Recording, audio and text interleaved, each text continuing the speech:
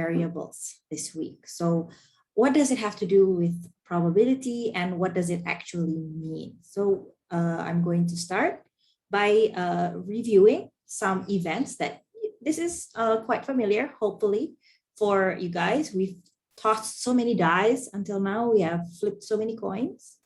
So if we toss 2 die, we have the event, and I'm considering the event that the sum of both die equals 7. So this is the event that I am trying to evaluate, or that I'm considering at the moment. So if I consider that, then I know that the possible outcomes that would fulfill the event that I defined is that the E will include these tuples of die 1 and die 2. And as you can see here, all of these outcomes will sum up to 7. So this should not be a very difficult concept for you, but note that in this particular event that I'm considering the event that the sum of both die equals 7. I don't really care if it comes up 1, 6 or 6, 1. I also don't really care if it's 2 and 5 instead of 1 and 6. I don't actually care what the individual outputs are of each die. The only thing that I care for is the sum of 2 dies, regardless of the exact values of the actual die. So these details of the events are not really important to me in this context. And this is actually not the only time that this is the case. This is one example with throwing the die. But in many types of experiments, remember what an experiment is in the context of probability is something that we don't know the outcome. So we are often not really interested on each and every detail, but we are only interested in something that is a result of the outcome. So like in this case, we only care about the number of the sum. So instead of us defining the actual outcomes, 1, 6, 2, 5, that's no longer relevant to us.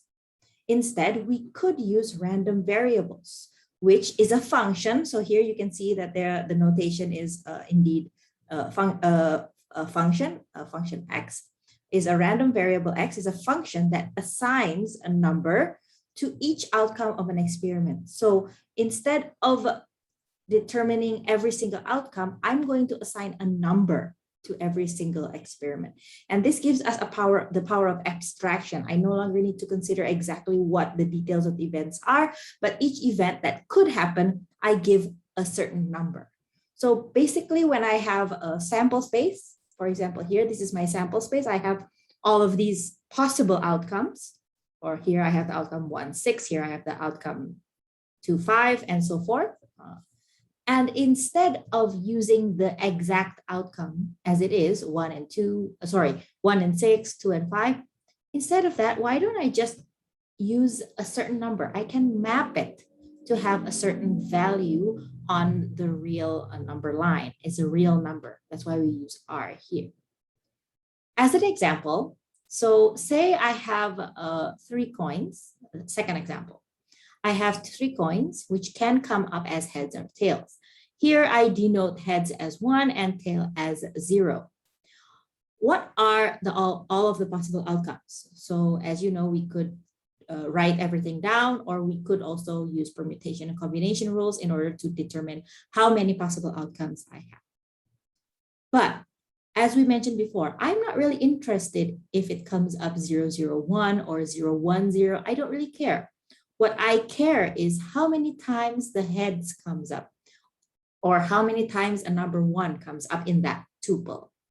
So if I were to group all of these possible outcomes here, so all of these possible outcomes, I could group them based on the number of heads that are in each tuple. So for example, I have a random variable that would map 0, 0, 0 to 0 because there are no ones, there are no heads in this combination. And I also have the mapping of the tuple 001, 010, and 100. And I map all of these possible outcomes to the number or value, the real value 1, and so forth. Here you can see that I have mapped this outcome to 0, these 3 outcomes to 1, and these 3 outcomes to 2. Hence, you can realize that the function here, the x function, the random variable function, is not a one-to-one relation, aka a bijective function. So maybe a couple of you remembers that you received this question. By the way, the pretest this week is randomized, so you might not all get the same question. So those that did receive it, there was a question, is a random variable a bijective function? And it is not. So here you can see clearly that we have 3 different outcomes that are mapped to the number 1. So this is not one-to-one or bijective function. So when I want to complete, or I would like to define these random variables, it can have 2 different types of values, both quantitative. First is a discrete random variable, and the second is a continuous random variable. As the name suggests, the discrete ones will handle the countably infinite number of values. So you have 1, 2, 3, and so forth.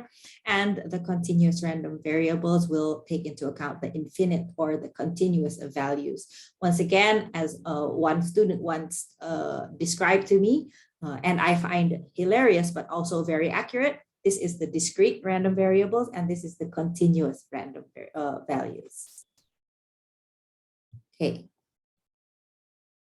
So continue, and we're going to talk about the discrete random variables first, because they are arguably a little simpler than the continuous ones. So we're going to start there. So I'm going to illustrate it with an example. So let X be the random variable defined as the sum of 2 fair dice. So here I just copied it from somewhere. This is the sample space. All of you already know this. This is all the possible outcomes of 2 fair die. So if I want to define the X as a discrete random variable, and it defined, sorry, this is not really correct, and I'm using in this context, I'm assigning the number of the sum of the 2 dice as the random variable. So here you can see that if I have this outcome 1 and 1, then I assign it to the value 2. I have 1, 2, I assign it to the number 3, and so forth. So this is quite straightforward. Every single total, so here the total 6 and 6, the total is 12. I assign this total to each and every outcome. So here you see 5 is mapped to these 4 outcomes and so forth. So I already mentioned that this has a lot to do with probability. So let's see how this ties in with the probability concept that we learned last chapter. So we already decided that this is the way we are going to define our random variables. This one here, this X, this area here. So here we already decided that we are going to map each outcome to a value, which is the sum of that. Now, if I want to consider these outcomes, I want to know what is the probability no longer of it coming up 1 and 1. I no longer care if it comes up 1 and 1. I only care what is the probability of my random variable to be equal to 2. And since beforehand we assigned the random variable to be the sum, then it should actually only be this one, and so forth. I also want to know what's the probability I get a sum of 3. What is the probability, of me getting the sum of 4, and so forth. What is the probability of my sum being 12? So note here that we have a finite amount of possible outcomes. So in here, I can actually compute. Remember, we had the rule of if you assume that the sample spaces are equally possible, or our sample space each outcome is equally possible, we can then compute the probability of event E as the number of events in E and the number of the events in the whole sample space. So in this particular condition, we know we have 36 outcomes, possible outcomes in our S. And in this event where X equals 2, I only have 1. So here my probability is 1 over 36. Here, my probability is 2 over 36, and so forth. This is also 1 over 36. And this is what we call the probability mass function, or PMF. So it is the probability mass function is the probability P, see our notation. It's a function, so we use a small p here. Do not be confused with the big P. And here we say that it is the probability mass function of X is defined by what is the probability mass function of 2? That means I'm trying to compute the probability, the big P, that my random variable equals 2. The small p, the PMF of 6, means I'm trying to compute what is the probability of my random variable being equal to 6 and so forth, aka this generalization here. So in this case, I could write px equals 2 as small p2, small p3, and so forth, small p12. So this function, this probability mass function, is the simplest way for us to define the probability of a certain event. So basically what it means is that I would like to know, so if say this is the real numbers, I would like to know what is the probability of a random variable X having this exact value. Please note the word I'm using here, exact. Because here you can see that I'm trying to compute the probability of a random variable being exactly 2, exactly 6. That is what I mean when I'm computing the probability mass function of a certain number. I want to know the probability of my random variable being that exact number, nothing less, nothing more. So this function has some particular conditions.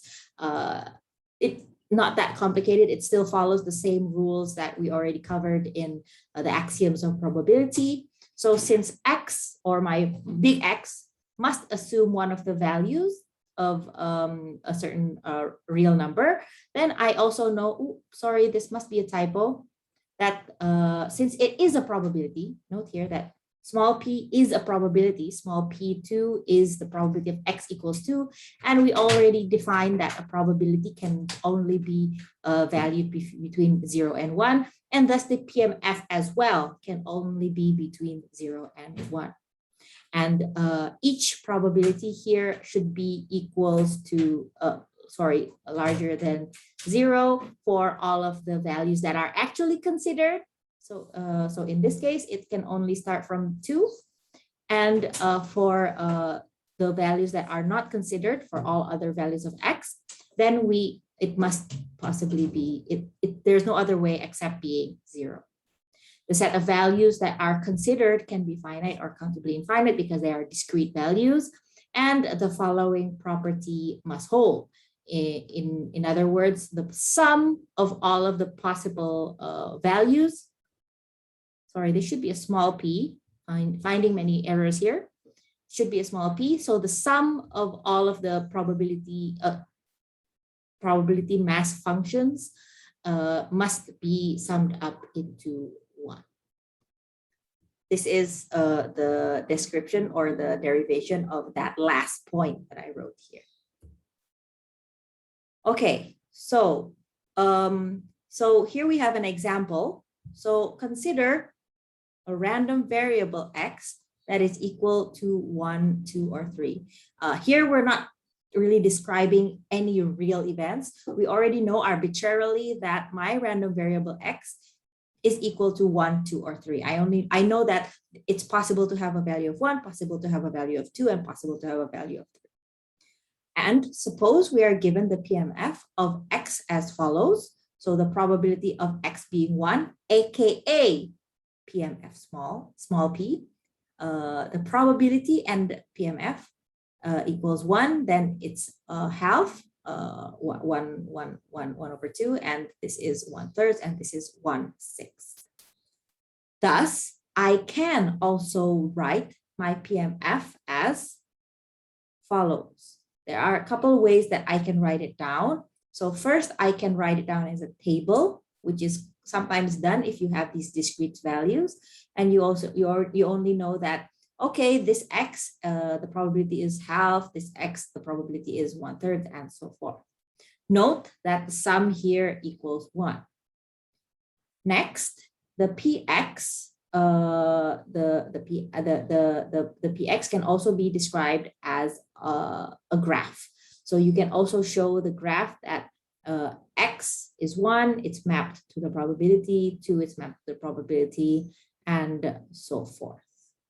So the PMF is arguably the simplest way to describe the probabilities of the random variable, because it's quite simple. It's like, what's the probability of your first possible value? Oh, it's half, and the second possible value is a third, and so forth. And the way you describe it, the way you present the PMF is also very straightforward. You can write it as a table, you can write it as a function, or you can write it as a graph. However, unfortunately for you, it is actually not it's not the most commonly used way to describe probabilities of random variables. We also have something called the cumulative distribution function, or CDF. Let's read what it means. The cumulative, you probably already get an idea here because it is cumulative. You have already seen a cumulative, you know what it means. And we also have already covered in our course when we were trying to make graphs. So we could either make bar graphs, or we could make curves, but we also have a cumulative curve at that time, which I still don't know how to pronounce it, an ogive or something that we already covered previously. So you already probably get the idea what cumulative means in this context. So let's see what it says. The cumulative distribution function, f, of the random variable x. So we're still talking about the same random variable. We're still talking about the random variable, like instead of using 1 and 1 as a tuple for an outcome of rolling 2 die, we're going to use a number 1 or 2 as the sum, or so forth. But we're talking about the same variable, but we're trying to describe its distribution, its probability, using a CDF. So previously, the PMF usually used a small letter p. Then for the cumulative distribution function, we usually use a large F. And what it means, as noted just now, that when I say P of x1, it means the probability of my random variable equaling x1. And that is also the case as F. So when I say F is f of x1, CDF of x1, it also means that I'm trying to consider a probability. So previously, it's considering probability of x being equal to x1, but for CDF, it's being x is less than or equal to x. So you can see here, if we're considering a real number line here, and I am considering a number, like for example, 2, the PDF would give me the probability of my random variable being exactly 2. So it's this probability here, exactly. But when I'm talking about the CDF, it would give me the probability of x being anything else under, less than, or equal to 2. So anything up to 2. So you can see here that they're describing the two different things. Please excuse me for a second. Okay, so since we already know how we define the CDF, which is this thing here, a lot of the times, sometimes we use this small x as an index, which denotes what random variable we are currently describing, because the x that we have been using up until now, it's arbitrary. So I could use the random variable a if I wanted, big A, or I could use the random variable y if I wanted to. It's up to me. So this symbol, that the name of my random variable, is often used as a subscript or an index of my function. So since I only know using the CDF, I only know the probability of something up to a certain point. So this drawing here on top, if I were to know the CDF of a certain random variable, then I would actually, oh, sorry, wrong color. So if I only knew the, give me a sec, if I only knew the CDF, what I know means I only know up until a certain point. So there's no way I know a certain exact point. I can't find that. Or sometimes I don't want to know anything up to. I want to know what's the probability of my value of my random variable being between a certain number and another number. So thus what I can do if I wanted to compute the probability of it being between A and B, since I only know the cumulative distribution function, then I could compute it by computing the CDF until B, which is everything up until B. And I can also compute the CDF up until A here, which is everything up until A. And thus, if I wanted to get the probability between them here, I could just subtract it. So here, as you can see, it's the cumulative distribution of B, which was this blue area here up until B, and minus fxa, which is all this green area here up until A. So this is a function, as I mentioned, and obviously, just like the PMF, it has some rules. So oftentimes, if you hear somebody calling a distribution function, they mean the CDF or PDF, which we're going to talk about later.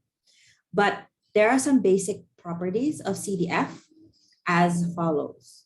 So first, CDF is a monotone increasing function. Okay, remember your calculus. Monotone increasing function. It's always going up. It is monotone. So we always know that for any t larger than t2 larger than t1, the cumulative function of t2 will always be larger than t1. Of course, it makes sense because it's an increasing function. It is a cumulative function. And if you compute the limits, then if it's going to negative infinity, because we don't have because it goes everything up to, right? Anything up to, it doesn't really specify where it starts. It only specifies the endpoint. So if we were to compute the limits to negative infinity, it'll be 0, and the limits to infinity would be 1, because those are the limits of the possible probability values, right? It must be between 0 and 1. And CDF is right continuous. Wink, please remember your calculus. So by definition, when I say that if I'm using CDFs for discrete random variables, because if I were to use it for a continuous random variable, it would be slightly different. When we already defined that this is how we're defining the CDF. The cumulative distribution function or distribution function of t, it is defined as the probability of my random variable having a value of anything up until t. So if I'm talking about discrete cases, so if I were to compute the probability of x up until 5, for example, since we already agreed that the CDF is everything, is a probability of it having a value up until 5. And I also know that I'm currently talking about discrete numbers, 5, 4, 3, and so forth. These are discrete numbers. So if I were to compute the cumulative distribution function of anything up until t, I could obtain it by summing up the probability of the random variable having the value of any value up until t. So I could sum up, in this case, when I'm trying to get f of 5, I could sum up all of the small p's of small p's of x with x less than and equal to 5, aka in this illustration on top, I could compute 5 by the sum of P1, P2, P3. Oops, there isn't any 1 here. I'll write 1 down here. Plus P4 and P5. Because then it would be, if I write P, I'm saying that this is the probability of that exact value. When I'm saying F, it is the probability of any value up until 5, which in this case includes 1, 2, 3, 4, and 5. And although we already introduced the CDF using a subscript, it is often also omitted, especially if you have this part here. So you have the function equals probability. So it's already obvious you're considering a random variable X, so it's no longer necessary to put it down under here. However, if you do choose to write it that way for clarity, it will not be wrong. I will still mark you correct. Okay, so this is the probability mass function that we defined in the previous example. So previously we had a predefined PMF as follows. So we have X's and we have the probability. Apologies, this is supposed to be a small p. So we have the probability mass function as follows, and I know one should have it is mapped to half, to half. So please recall that this means that P1 equals half. That also means the probability of X equals 1. And now instead of using the PMF, I want to instead define a cumulative distribution function. So I can define F. I could use an X down here if I wanted to, of, let's say I'm going to use a symbol of T, for example, here. And here I know that my function, it would be for an A that is, for T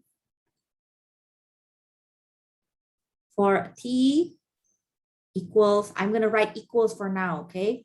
Equals 1, but that's not right. CDF, cumulative distribution function, is cumulative. We have to actually define our intervals using all real numbers, even though they are actually defined on discrete numbers. So the first value that we have here is A at 1. So let's draw it here. So the T can have a value of 1, and it can have a value of 2, and it can have a value of 3. Let's draw it here. So let's see what intervals we have in store for us. We know that this is one interval. So A less than 1. This is the second interval, T. This is the second interval between 1 and 2. And this is the next interval, 3, and the last interval is larger than 3. Okay, here we go. Larger than 3, right? Yes. And we also know that the values that we have here is 1, 2, and 3. So here I'm going to include 1 on this one. I'm going to include 2 on this one. And I'm going to include 3 on that one. And let's cumulatively compute the probability. So if I have the probability of 1 is a half, that means anything less than 1 is 0. When I have 1, when I reach the value of 1, in this case, the T is getting the value of 1, then I have half, and I don't get anything else. I don't add on, I don't accumulate any other probabilities until I get to 2. So here I know that the probability is half. Here I accumulate, the moment I arrive at number 2, I accumulate an additional probability here. So I have half plus third.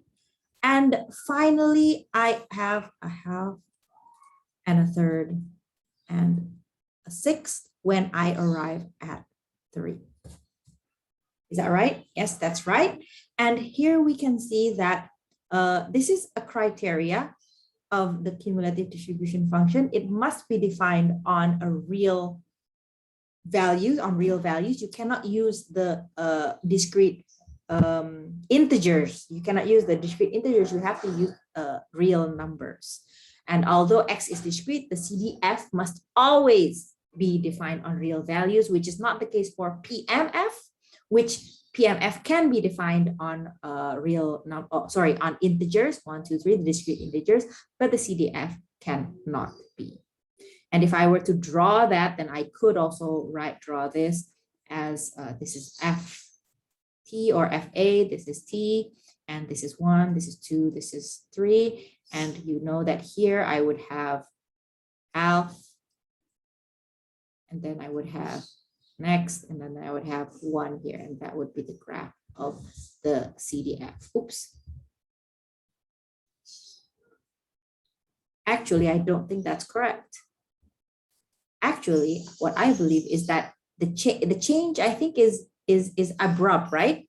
So when I have less than 1, this is 1, this is 2, this is 3, I have 0, and then I suddenly get to half. Then I don't accumulate anything until I get to 2. Then I suddenly accumulate more. I don't get anything else, and then I suddenly accumulate the up until 1, and so forth.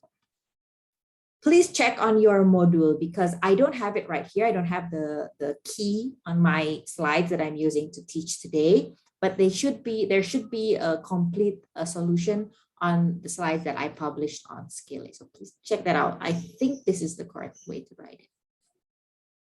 So as we saw, we have discrete random variables that can be described either using a PMF or a CDF. What's the difference between the two? So basically, for a discrete random variable, the FT is cumulative, but it only grows in discrete steps, like just as what we drew here in the graph. It's a step function. It just gets more at every point. However, for what else can we see? We can have the values that for the T between T1 and Ti plus 1, we have these rules of the relationship between the fxt of every number. And since we have the relationship between PMF and CDF, as I described in that picture over there in the top right corner, we now know that if I have a CDF, but what I want to know, so don't forget, a CDF gives you the probability of a random variable having a value up until a certain number. But if I needed to know the probability of an exact value, not up to, but an exact value, then I could just, since everything is discrete, I can just delete it. I could just remove this part, subtract that part, aka I could subtract all the probabilities up until A, and then I subtract it with all of the probabilities up until A minus 1, and thus that would give me the probability of A itself over here. I'm going to stop here. Okay, so up until now, we only talked about the discrete random variables. And we already learned about 2 new friends. We have 2 new friends, which are the PDF, and the CDF. What's the difference between the two? If I have values here of my random variable, I can denote the probability of my random variable having that value, for example, A, using a PDF, which would denote the probability of my random variable having that value exactly, or I could denote it using the CDF, in which I am denoting the probability of my random variable X having any value up until A. So hopefully you have seen the difference between the PDF. Oops, I'm sorry, this is not PDF, this is PMF. I hope you don't have that much problem between PMF and CDF right now. So let's look at the continuous random variables. So the continuous random variables cannot be determined, cannot be denoted using the PMF. Because the PMF is discrete, remember, it gives you the exact value of the probability of X equal B, X equal 2, X equal 6. But the CDF that we saw previously is defined actually on a real number scale, and as such is possible to define, it is possible to define a continuous random variable using the CDF. It is possible. However, for the continuous random variable, we have something else, one more friend, which is the probability density function, or PDF. Okay, don't get too scared of the little squiggly integral here. So what it means is the probability density function. Please note one thing from the beginning. The probability density function does not denote the probability value itself. So all of this time when we're defining the PMF, where am I? There's my pen. All this time when we're denoting the PMF, why is it not giving me the pen? All of the time when we're denoting the PMF with a small x, a small p, sorry, CDF with a small f, as such, and the PDF using that. So this correlates directly to the probability, right? This equals a certain probability. Oh, sorry, x. This also denotes an exact probability. However, that is not the case for the PDF. This does not equal an exact relation to probability. In fact, what it does denote is it's a certain function that describes the density of the probability.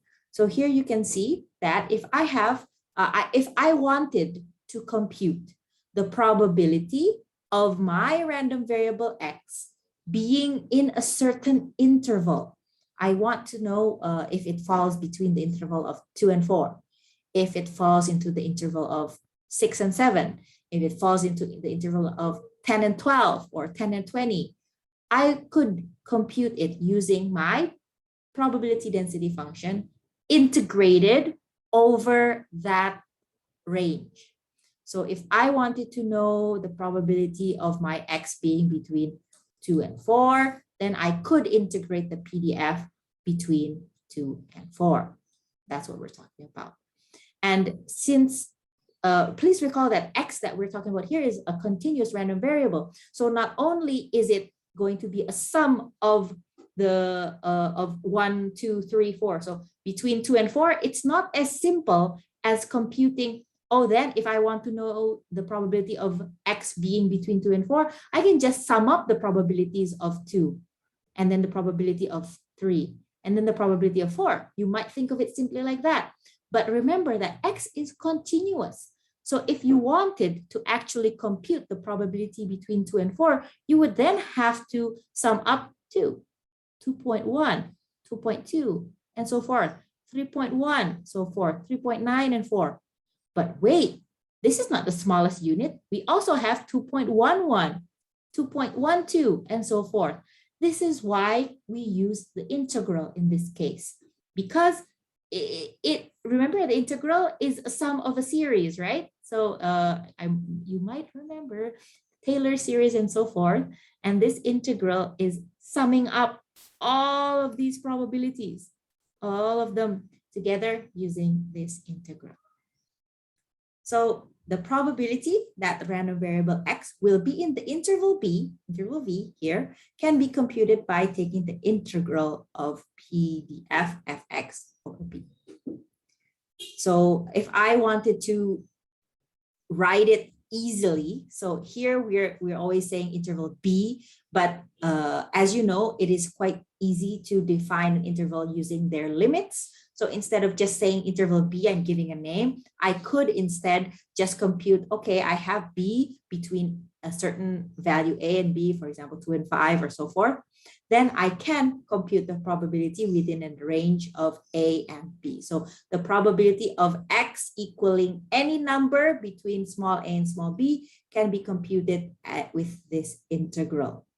Since it's an integral, you can also use the connotation that the required probability, the number that you are looking for, the P that you're looking for, is the integral, aka the area under the curve fx between A and B. And this is consistent with what I mentioned in the previous slide, that this function here, it does not directly, it does not denote probability. So like if I wrote F1, it does not denote the probability of your random variable having the value of 1. No. The function itself does not give you the probability. Its integral will give you the probability. So obviously, since we're talking about functions, the PDF should also have some rules that it must follow. Like, for example, if you recall sample space, you know that the probability must add up to 1. AKA, if it is between A and B, it's some certain number. Then if it's from negative infinity to infinity, AKA all of possible values, then it has to be equal to 1 because that is our sample space. What else? If we let A equals B in the previous equation, AKA, so here is my graph, this is my function, and I say,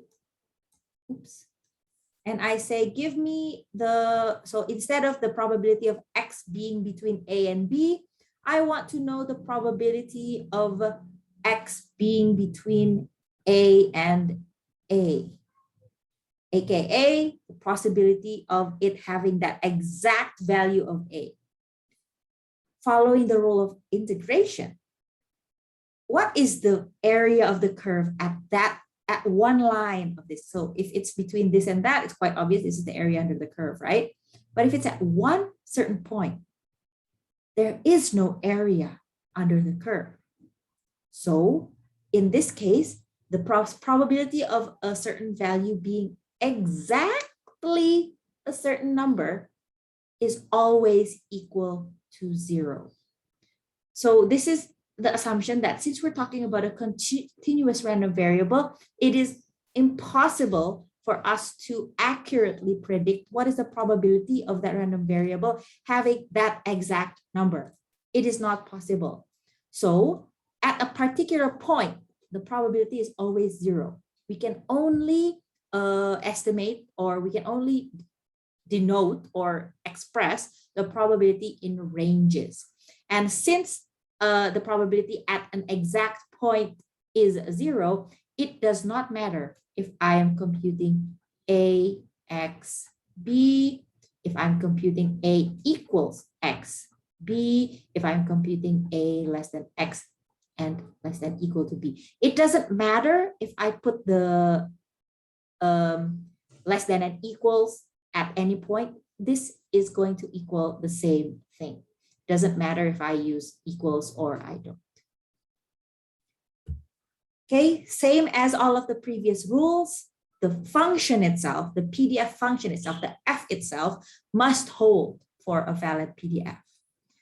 PDF is not a probability. So the value of the function itself, the value of the function, so here, this one, the function itself can be larger than 1. So the function F could go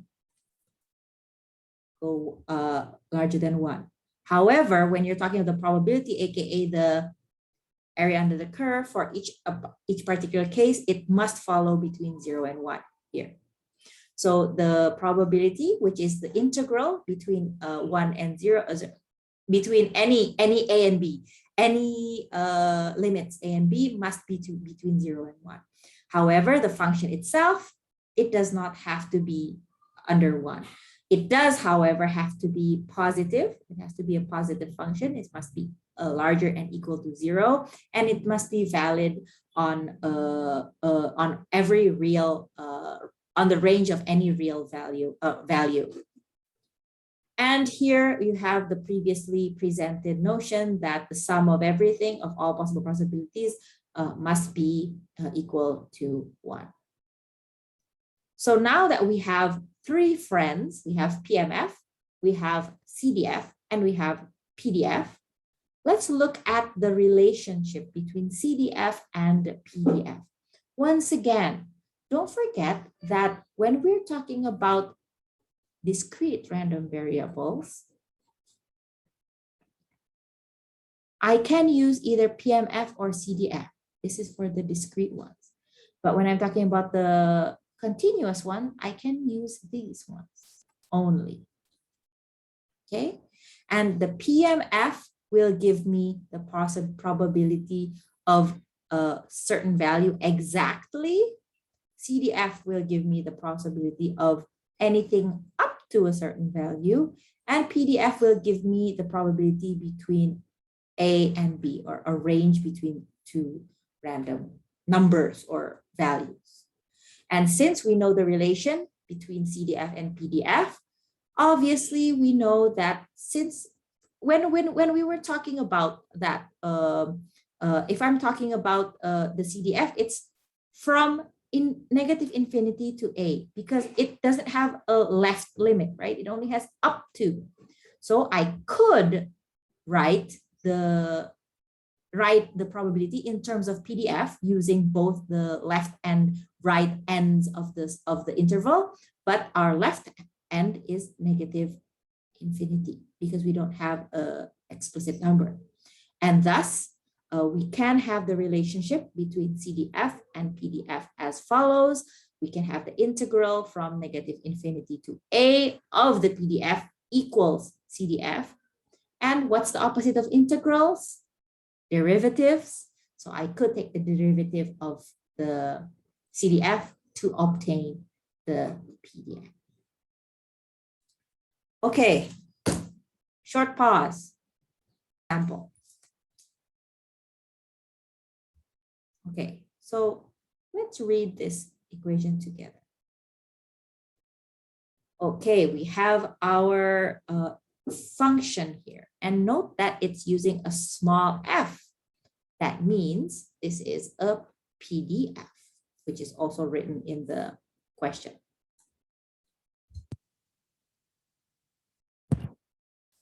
And we know that this is the PDF. It says it's the PDF, right? It says that this is the PDF. And it says that it has the value of this exponential value for x larger than 12.5. So it's starting at 12.5 and 0 otherwise. The question is this a valid PDF? So in order to prove that this is a valid PDF, you have to prove the criteria here. These two properties of PDF. These two properties must hold for a valid PDF. So you need to check two things. First, is fx always positive? And two, is the integral of fx over the valid range? So like, is the integral of the entire valid range, negative infinity to infinity, equals to 1? So the first one we can check. By, let's check. Is this function always positive? Remember that the criteria. And we see here that it is valid for x larger than 12.5. So I know that whatever is going into it, it is always positive. And thus I know that this part of the equation, I know that it starts at 12.5. So the smallest number I obtain on this would be 0. So if it starts at 12.5, I could go 12 minus 12.5 minus 12.5. I would have 20e minus 20, 0. And if you remember, the exponential of 0 is 1, and 20e, what else I could have? I could have 12.5. I could go higher than this. So I could have negative 21 and so forth. And the an exponential, the e, with a negative, to a power of a negative will always be positive. And this is calculus. Please look it up and fact check me. But the e in exponential function, if given a negative exponential, a negative power, it should always end up into a positive value. So based on that, we know that the function, the value of the function, will always fulfill this. We need to check that it is always positive over the range in which it is defined. So it doesn't matter for x less, because if it's less than it, this is not the valid function. It'll be 0, which is always positive, because it falls into the category of larger and equal to 0. The next part is a little bit trickier. So the question is this integration 20x 12.5, is this valid over the valid range, negative infinity to infinity? Now, this looks daunting because it's starting at negative infinity to infinity. But actually, since we know that this particular equation is only comes into play when your x is equal to 12.5, less than that, it is 0. So I could simplify this into 12.5 and a certain number, infinity, and I could continue the integration. 12.5, that's right, yes, dx. So in order to complete this, obviously I cannot actually compute I cannot actually integrate something and then put infinity on it. So what I would need to do is limit of something going to infinity, obviously, of the interval of 12.5 and b, and then I could now, and then this is still 20 e negative and so forth. But now I actually need to integrate this. So what I would like to disclaim here. So here, if you were to follow it, so here it's correct, right? Yes, I limit the bottom limit to 12.5. Then I put the upper limit to b with b limit of b approaching infinity, and so forth. I don't know about any of you. You guys are probably a lot better at me at calculus. However, I would like to stress that this is not a calculus course, and thus you can use helpers in this part. What I would like you to focus on is that you know to check for these two things, because as you recall, the question itself, it was only asking you if this is a valid PDF. You are the one that are supposed to know that in order to check a valid PDF, you need to check these two things. So if you cannot finish the actual integration, that will not be a big problem for me in the context of statistics and probability. What is more important is that you know to check these two, you have a general idea how to prove how it is positive, and you know how to find the correct range that you must integrate it to. If you get stuck with the calculus, please stop wherever you are, because obviously my grading will focus on the statistic parts and not on the calculus parts. So here is the question. Oops, yes, and so forth. Okay, so based on the integral and the derivative properties that are automatically followed, since we're using this type of functions, then we can differentiate on both sides, and we can obtain some particular identities that may be useful when you are trying to translate between PDF, this is PDF, right, between two numbers, and CDFs. CDF, up until a number, and so forth. It will give you some identities that you can follow. So TLDR, when we are describing the probability of RVs, we have three different ways that we are able to define them. First, it is the probability mass function, which will try to give you the probability of your random variable to have an exact value here. Next, we also have a cumulative distribution function, which will give you the probability of your random variable having a value up until x. And lastly, we have a probability density function, PDF.